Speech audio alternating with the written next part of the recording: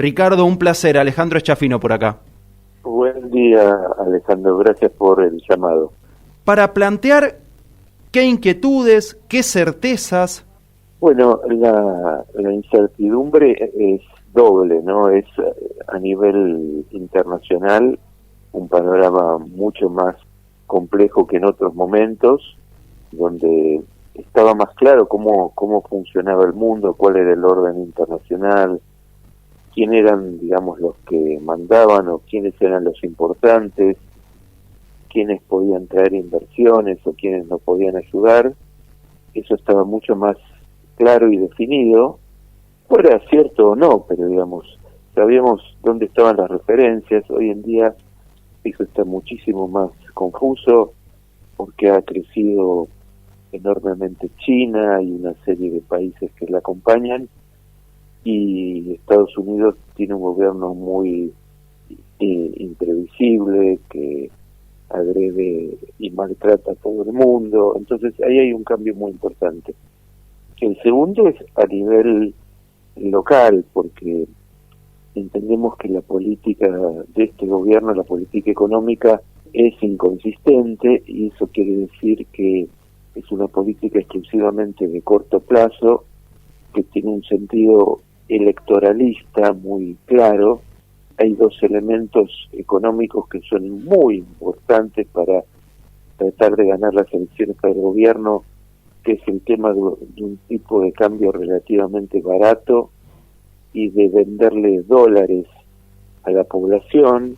Son dos elementos que ya en los 90 se mostraron como muy valiosos desde el punto de vista electoral, y al mismo tiempo sabemos que esas dos medidas son insostenibles en el tiempo, y sabemos que el gobierno va a tratar de sostenerlas hasta las elecciones de octubre, pero después no tiene condiciones para poder continuar con un tipo de cambio así, y va a haber cambios muy drásticos en ese sentido.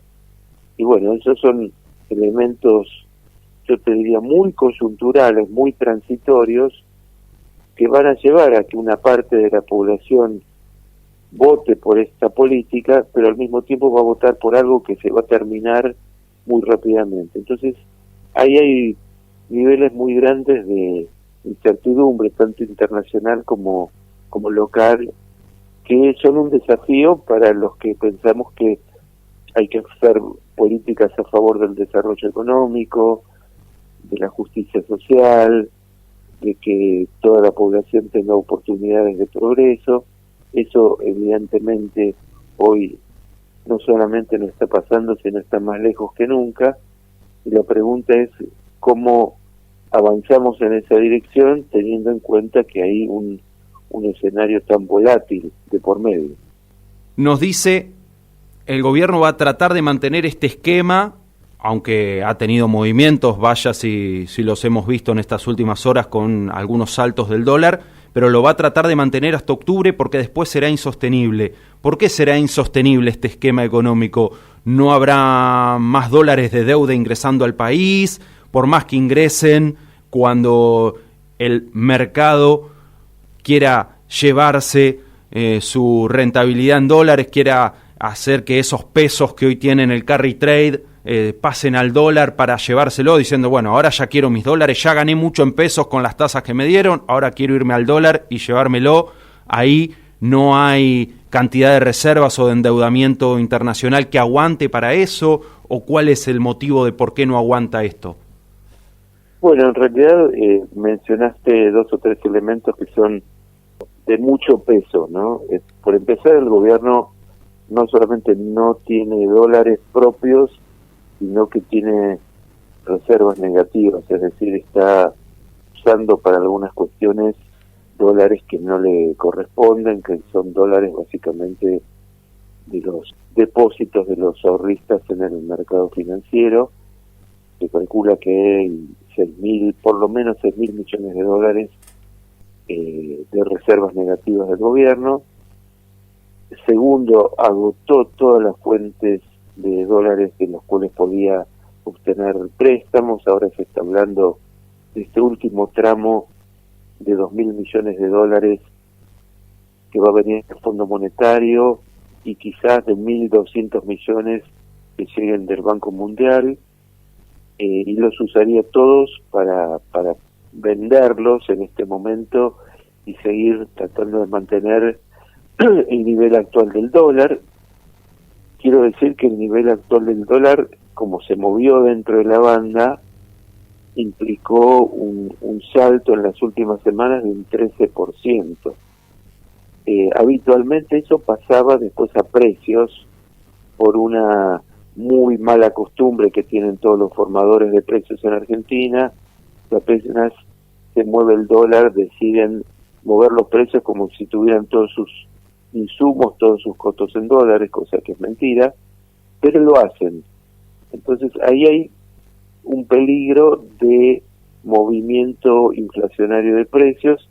Sabemos que en agosto va a haber un montón de tarifas que se van a reajustar, pero este movimiento del dólar agrega un impulso adicional, es decir, es muy previsible que hace un rebote de la inflación, que este 1,5 que el gobierno decía, bueno, es un logro increíble, es una hazaña histórica, que no es cierto, va a rebotar, va a ir arriba del 2% nuevamente, con lo cual esta idea del gobierno de abatimos la inflación, bueno, no se comprueba, pero el punto importante en relación a lo que vos preguntabas es que en este tramo del año no va a haber ventas del sector agropecuario, porque tanto porque vendió mucho en junio antes de que le volvieran a subir las retenciones, como porque está expectante de algún movimiento cambiario y no es la época de mayor entrada de divisas. Y lo que está pasando es que con el tipo de cambio que estableció el gobierno, bueno, se promovió mucho la importación de todo tipo de productos, de bienes, el turismo de argentinos en el exterior, incluso para ir a comprar productos afuera más baratos, que fue el gran movimiento hacia Chile, hacia Paraguay, incluso hacia Miami. Bueno, ese incentivo que puso el gobierno para que se compre todo afuera, incluso me contaban que sectores populares de muy bajos ingresos están comprando en las aplicaciones chinas que hay en este momento. Sí, Shane, por ejemplo. Exactamente, que son sumamente baratas y que permiten que la gente se pueda comprar algo más, o que revenda, que es otro tema, digamos, gente que, fíjate, gente de muy bajos ingresos y sin embargo importa algo y lo revende localmente para hacer alguna diferencia. Bueno, todo eso está pasando y han transformado a la Argentina en una especie de colador.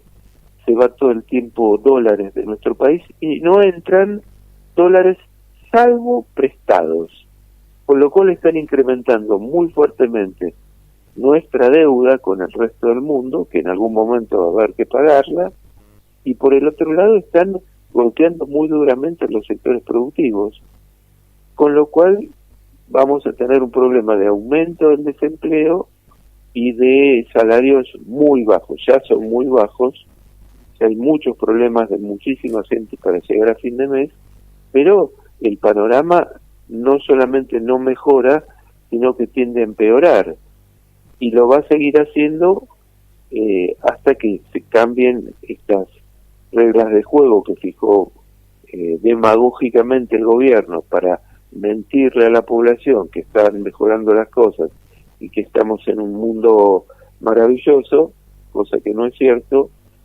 y transitoriamente, digamos, el gobierno exhibe unos logros que son insostenibles porque están basados en un argumento central que es que mira todos los dólares que hay, y los dólares se están agotando, no vienen inversiones productivas, no vienen inversiones de argentinos que tienen la plata en el exterior y quieren volver a producir en el país, sino que la única actividad realmente rentable en la Argentina actual es la actividad financiera básicamente poner la plata en pesos en alguna inversión y en algún momento volver a los dólares, que es lo que vos mencionabas hace un momentito, que se llama técnicamente carry trade. Agarrar pesos, ponerlos en tasa de interés en pesos y en algún momento volver a dólares. La pregunta que todos nos hacemos, economistas de todas las orientaciones, es ¿en qué momento estos grandes inversores que tienen fondos en el carry trade, o sea, que están esperando para volver a dólares en algún momento para, digamos, consolidar su negocio, en qué momento van a decidir hacerlo? Si en agosto, si en septiembre, si en octubre, es decir, en qué momento va a ocurrir ese proceso, porque ahí hay muchísima plata que si vuelve a los dólares desequilibra completamente el tipo de cambio oficial y no van a poder, el gobierno no va a poder sostener esa situación. Ricardo, ¿cómo sería el justo equilibrio de este furor de las compras a través de plataformas? Porque como consumidor está bueno ingresar a una página como Shein, poder comprar algunas chucherías, comprar alguna pilcha desde China a un muy buen precio, porque claro, Seguro. al valor de lo que compras una remera acá, te compras 3 ahí, y como consumidor, y bueno, está bueno, y ni que hablar si te querés ganar un manguito comprando y revendiendo, algo más viejo que el viento. Ahora, como estructura de país, se te van divisas por esas compras, que no son pocas, y a su vez, bueno, el gobierno dice disciplina a los productores locales, entonces tiende a bajar la inflación, esto porque hace que quienes producen en el país y venden producción nacional no puedan aumentar, entre comillas, todo lo que desearan, los precios, entonces contiene desde ahí la inflación, pero vemos que crece el desempleo porque se paran líneas de producción por estas ventas que vienen de afuera y ya no son consumo local. Entonces, ¿cómo se compensa eso? ¿Qué sería sano, saludable para una Argentina diferente? Mira, lo sano y lo saludable serían dos cosas. Una, que seamos capaces de exportar al menos tanto como lo que importamos.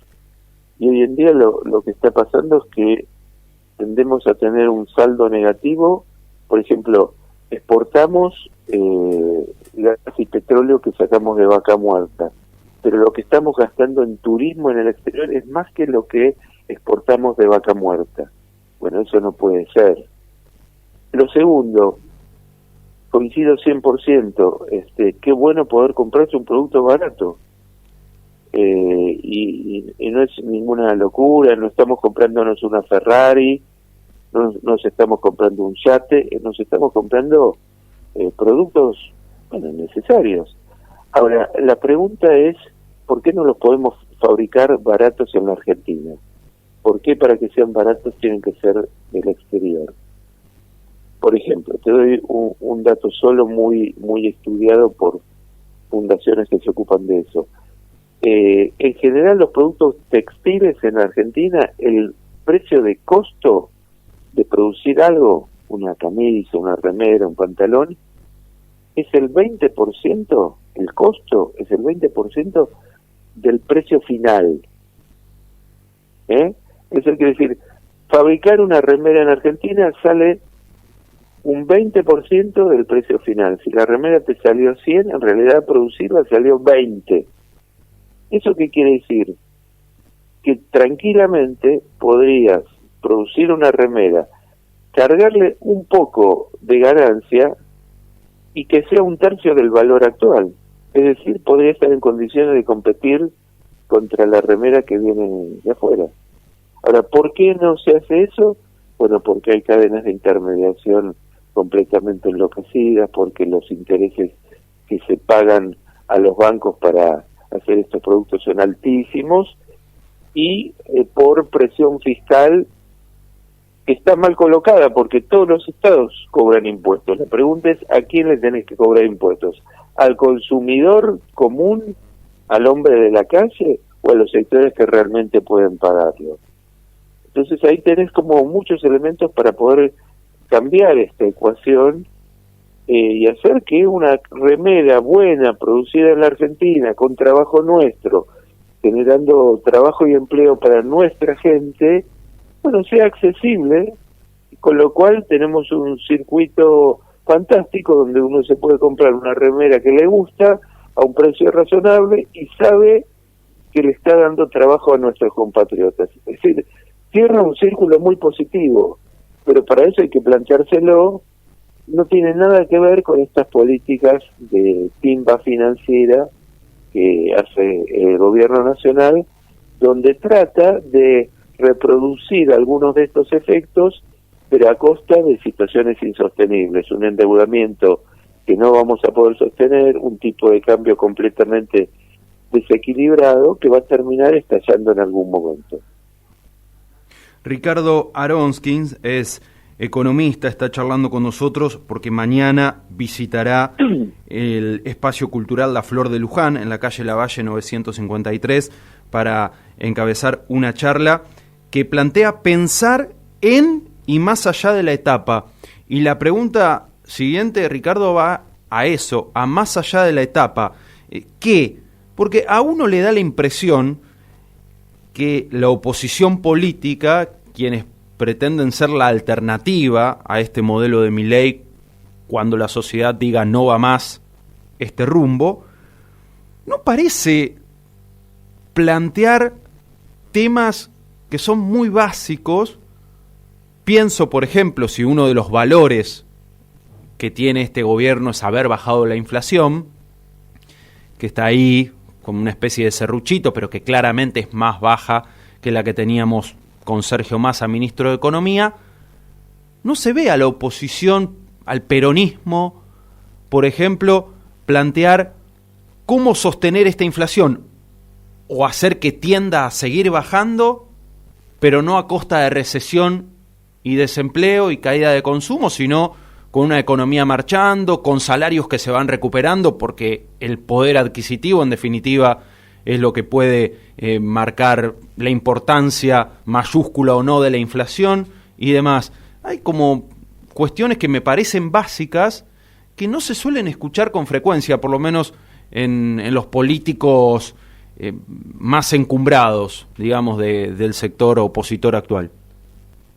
Sí, lo que planteas es un gran problema político de este momento, que es cómo encauzar el malestar social, no solamente con la política económica, sino que con la política en los más diversos rubros. Recién estaba viendo el testimonio de unos médicos maravillosos que tenemos ahí en el Garrahan, cómo el hospital está siendo destruido en una forma increíble por el gobierno. En otro país pues tenés una institución tan valiosa que cuida y cura a tantos chicos y la cuidás como si fuera una gema de metal precioso, y en el caso argentino te ocupás de destruirlo, de hacer que los médicos y los enfermeros se vayan del hospital.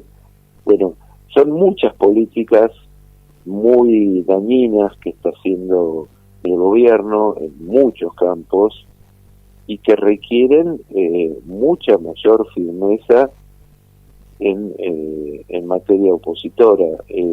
Realmente a veces es un nivel de silencio sorprendente. El peronismo en ese sentido no termina de satisfacer la necesidad de que haya una voz firme contra el gobierno, y hay otros sectores que no son exactamente el peronismo, pero que no son exactamente Milei, una gran franja que realmente le ha votado todo a este gobierno, lo ha apoyado para que haga su obra destructiva en una forma insólita, porque teóricamente no son gobiernos sino oposición, pero se han comportado como si fueran realmente oficialismo, lo que también desorienta mucho. Y sobre todo en materia democrática, donde el gobierno es un antiejemplo, diríamos es lo contrario de lo que era Raúl Alfonsín con su prédica democrática, tolerante, de diálogo. Este gobierno es la antípoda de eso, y sin embargo sectores democráticos tampoco son firmes al reclamarle otra forma de comportamiento, otro respeto, otro diálogo. Tampoco hay ahí fuerza. Esto quiere decir, tenemos un cuadro opositor muy débil, muy poco convencido aparentemente, mientras desde el gobierno se puede decir absolutamente cualquier inexactitud o mentira con la máxima seriedad y con la máxima convicción.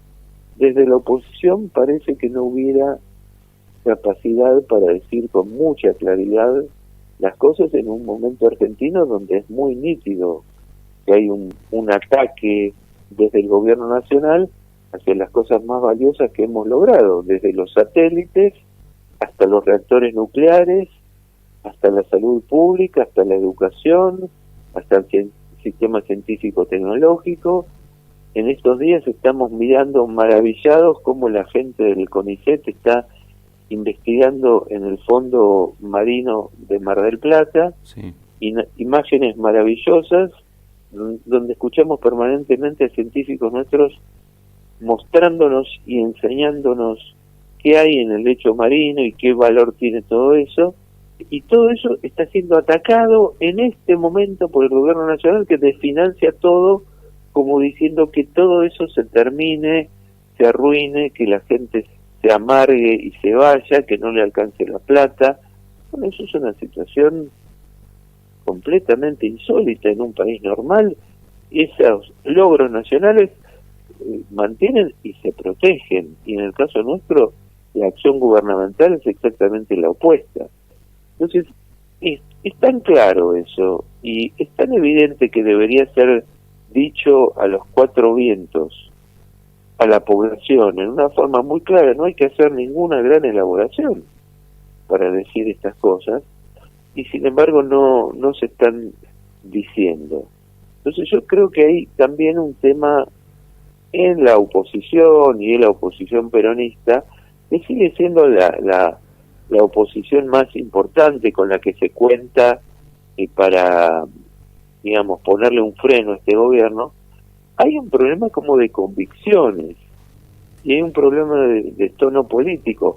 Frente a un gobierno que genera tanta destrucción, no se puede estar hablando a medias tintas o en un lenguaje muy apagado. Hay que decir las cosas con mucha claridad, y hay que plantearle a la gente también que hay una forma completamente distinta de hacer las cosas, incluso en el terreno económico, social, el tema de la inflación, el tema de acceder a productos importados, que no tenemos por qué dejar de acceder a eso, pero para eso tenemos que ser un país mucho más productivo, tener mayores capacidades exportadoras, no 3 o 4 sectores, sino 15, 20 sectores con capacidades exportadoras, porque nosotros necesitamos darle trabajo a toda nuestra población, no mantener una masa de desocupados como ocurrió en los 90, del 15-20% de la población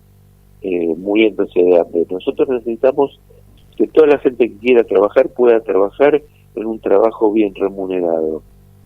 No podemos seguir yendo en la dirección absolutamente contraria, donde tenemos grandes fábricas como Acindar paralizadas porque no se vende nada, empresas extranjeras que en vez de que vengan las inversiones extranjeras están yendo de la Argentina, por ejemplo Carrefour, porque no tenés mercado interno, porque la gente no compra, porque no tiene plata. Es decir, estamos yendo en un camino desastroso. Tendría que ser muy fácil para la oposición decir todas estas cosas y que la gente común lo entienda y diga no se puede seguir por este rumbo, y sin embargo hay un nivel de debilitamiento en su personalidad, en su característica opositora muy notable.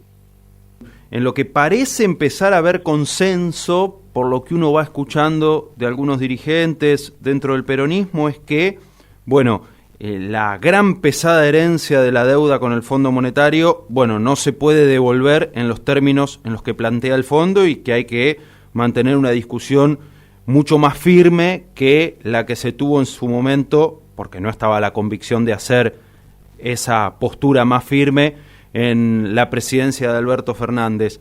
¿Tiene salida la Argentina con este nivel altísimo de endeudamiento en dólares? Y si hay expectativa de que, bueno, se pueda revertir esta situación, no de un día para el otro, pero sí con algún proceso que nos permita volver a creer. Sí, no, Argentina por supuesto que tiene salida. Por un lado tienen que empezar a hacer lo que tiene que hacer, que es ser capaz de exportar mucho más.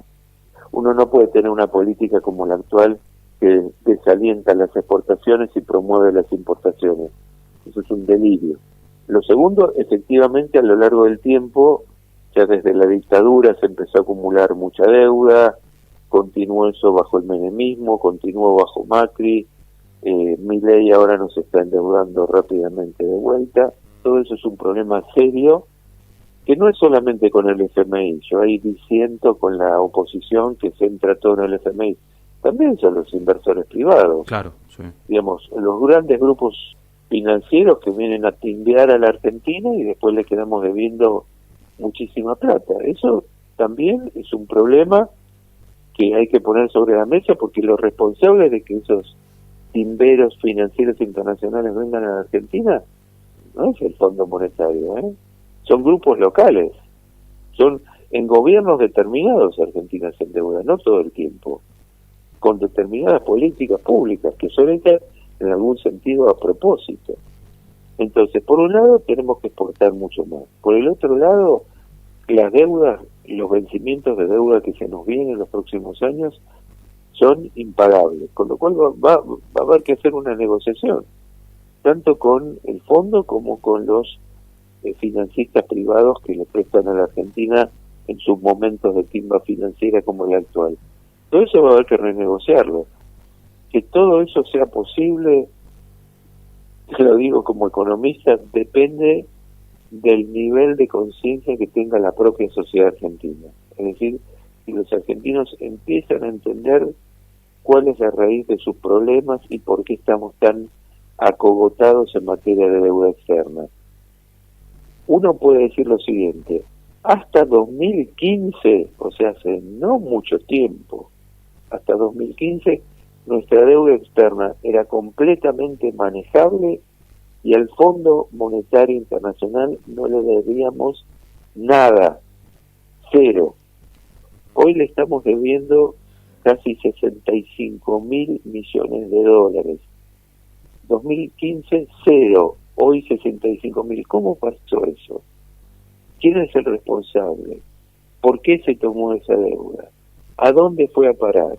Bueno, esas son cosas que la inmensa mayoría de la población no sabe, que me parece muy lógico que ni Mauricio Macri ni Milei apunten a explicarle a la gente por qué surgió esa deuda, pero no me parece comprensible que desde la actividad opositora, en un sentido muy amplio, lo digo, no se haya intentado explicarle con mucha claridad a la gente por qué no se endeudan, cuál es el sentido de eso, a dónde fue a parar toda esa plata, cómo tener de aquí en más y en forma permanente una política inteligente en ese sentido, que no consista en que cada vez que llegan al gobierno determinados sectores, lo primero que hacen es empezar a endeudar al país. Y como a la gente le gusta que el dólar sea barato y poder gastar dólares en productos importados, la gente en algún sentido acompaña, le parece una linda política económica y después vuela todo por el aire porque es insostenible, porque uno no puede estar viviendo de prestado y sin producir, exportar y conseguir sus propios dólares sin tener que depender de los banqueros, de los financistas y del Fondo Monetario. Ricardo, ha sido un placer.